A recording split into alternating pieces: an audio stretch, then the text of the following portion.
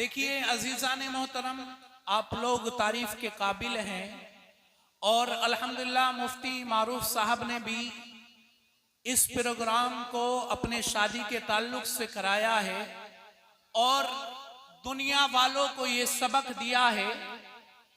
आज किसी के यहाँ पर शादी होती है, वो दूसरी तरह की महफिलों को लोग सजाते हैं और महफिलों में न जाने किन किन कामों में वो अपने पैसे को बर्बाद करते हैं।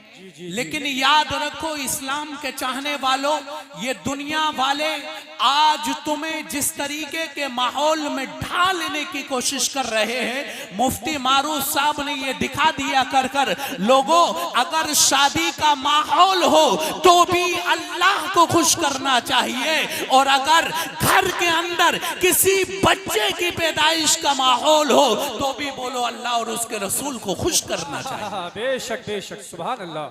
आज हम पढ़ाने के लिए तैयार नहीं, आज हमें इल्म की कदर मालूम नहीं।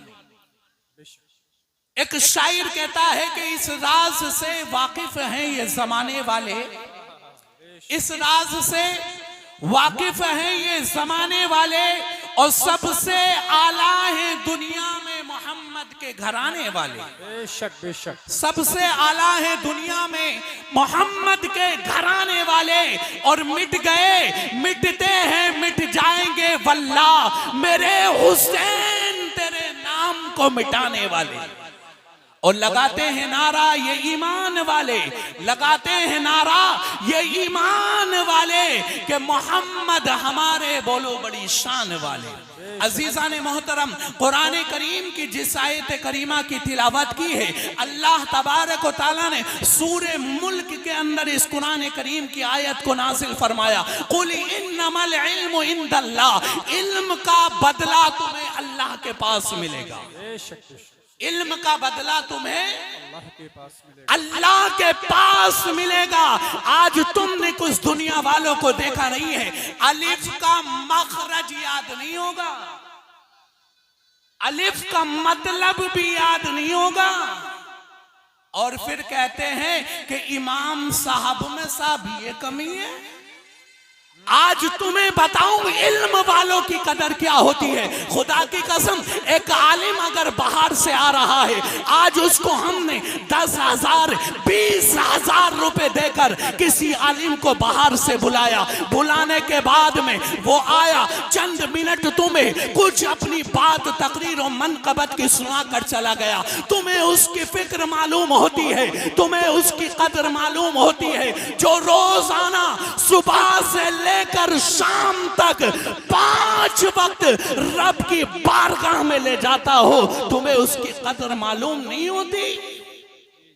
आज कहते हैं कि माहौल हमारा सुधर जाए, आज हमारे हालात बदल जाएं और दुनिया वालों सुनो, अगर तुम चाहते हो कि तुम्हारे हालात बदल जाएं और तुम समझते हो कि दुनिया में अल्लाह से डरने वालों की जमात कौन सी है, आओ कुरान से पूछते हैं, ए कुरान तू अल्लाह की सच्ची किताब है, तू रहनुमाई वाली किताब है, तू सारी दुनिया की किताबों में ऊंचा मकाम रखने वाली किताब है, तू ही बता दुनिया में रब से डरने वाली जमात कौन सी है। कुरान कहता है इन्नमा यख्शल्लाह मिन इबादिहिल उलमा, अगर दुनिया में रब्बुल आलमीन से डरने वाली कोई जमात है तो वो बोलो आलिमों की जमात हुआ करती है।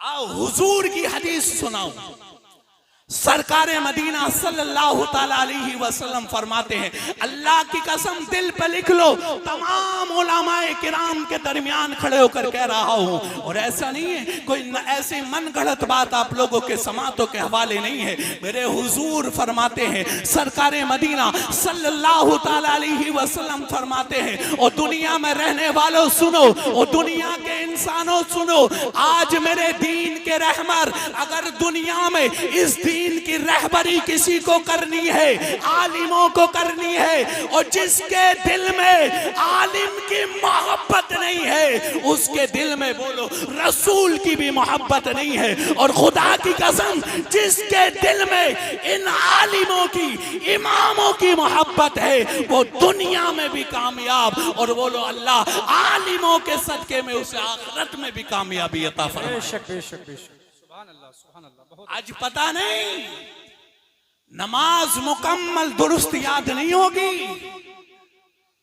नमाज अजान के बाद की दुआ मुकम्मल याद नहीं होगी, अजान के बाद पढ़ना क्या है हमें याद नहीं होगा, लेकिन हमें याद क्या है, आज नल गलियों में, आज नालियों पर बैठकर अगर किसी का जिक्र करते हैं, इमामों का जिक्र करते हैं, शर्मो हया नहीं आती। आज पहले अपने बेटे को एक आलिम बनाओ, बनाने के बाद फिर उसको इमामत पर लगाओ, और फिर पता करना कि जिस तरीके से हालात गुजरते हैं तुम्हारे बेटे पर क्या गुजर रही होगी। अल्लाह की कसम, इन आलिमों को अल्लाह ने बहुत बड़ा दिल दिया होता है, ये जुदाई करने वाले नहीं, ये दिलों में अल्लाह के डर को रखने वाले हैं। और कुरान का बदला, इल्म का बदला ये दुनिया वाले क्या देंगे, इस कुरान का बदला, इस पढ़ने और इमामत का बदला दुनिया वाले नहीं देंगे। मेरा कुरान कहता है कुल इन्नमल इल्मु इंदल्लाह, अरे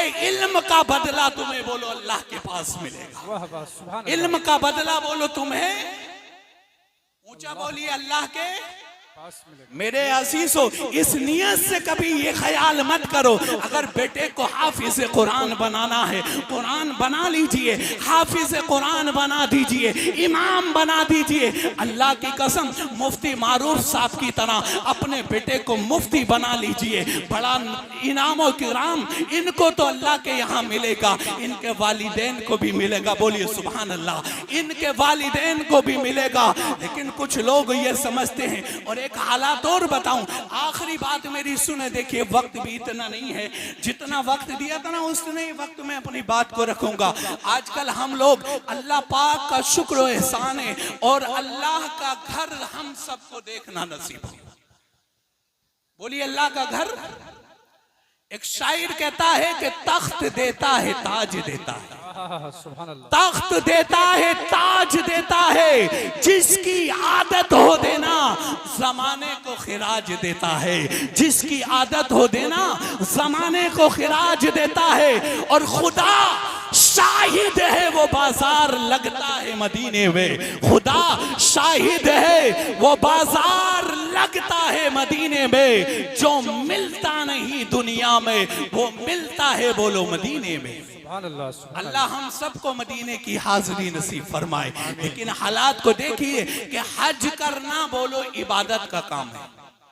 कुर्सी नहीं देखी आपसे पहले, वैसे कुर्सी का ही तो झगड़ा, कुर्सी का मामला बड़ा खतरनाक है।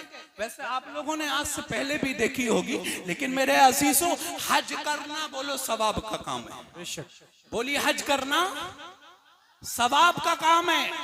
अल्लाह हम सबको इस महफिल के सदके में हज बैतुल्लाह की हाज़िरी नसीब फरमाए। लेकिन मेरे अजीजों, हज करना सवाब का काम है, और हज करने के बाद, आज पता है मैं किसी को टॉर्चर नहीं कर रहा, कभी कुछ लोगों के दिमागों में यहाँ बैठकर ये लगी हो कि हमारा मकसद टॉर्चर नहीं, हदीस को बयान करना होता है। बोलिए हमारा मकसद, आलिमों का मकसद सच्चाई को बयान करना होता है।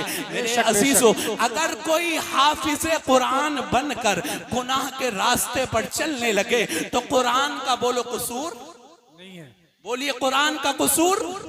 अरे इसके बारे में एक शायर ने क्या खूब लिखा है कि दुनिया की किताबों में कुरान चमकता है, दुनिया की किताबों में कुरान चमकता है, कुरान में अल्लाह का फरमान चमकता है, कुरान में अल्लाह का फरमान चमकता है। और जो आदत बना ले दुनिया में कुरान तिलावत की, खुदा की नजरों में वो इंसान चमकता है।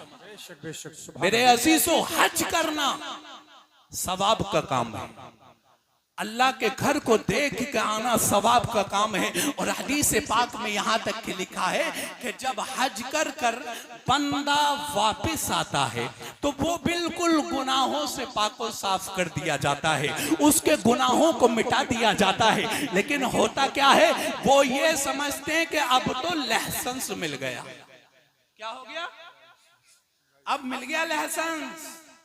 पहले छोटी बेईमानी करते थे, अब बोलो बड़ी करेंगे। बोलिए, पहले छोटी छोटी करते थे, अब लाइसेंस मिल गया। आने के बाद अब बड़ी बेईमानी करेंगे।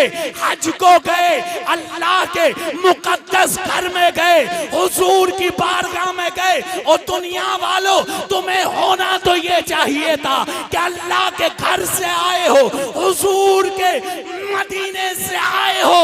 ये दुनिया वाले देखते तो ये देख कर कहने पर मजबूर हो जाते, अगर कोई दुनिया वाला नहीं है, ये दुनिया वाला नहीं है, अल्लाह के घर से आया है, हुजूर के मदीने से आया है, इसकी तो दुनिया भी बदल कर रह गई और बोलो आखिरत भी बदल कर रह गई।